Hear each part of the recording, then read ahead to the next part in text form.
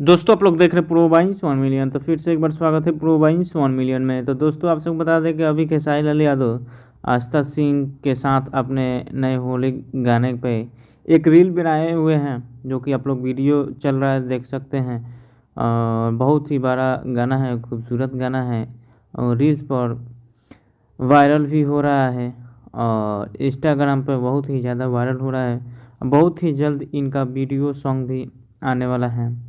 वैसे आप लोग को बता दें कि आज एक गाना रिलीज हुआ है शिवानी सिंह जी के गाने का गाई थी और प्रेम जलवा जी हाँ गए हैं। और बहुत ही अलग मैटर है, बहुत ही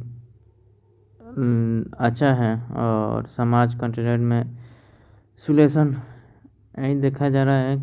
द ग्रेट इस गाने को नज़र से आ रहा है और गाना का भी बहुत बढ़िया है, अच्छा है और नया म्यूजिक कंपनी से आया है इस गाने को। तो अगले वीडियो में मिलेंगे, जब तक के लिए जय हिंद जय भोजपुरी। अपना राय कमेंट बॉक्स में ज़रूर दीजिए।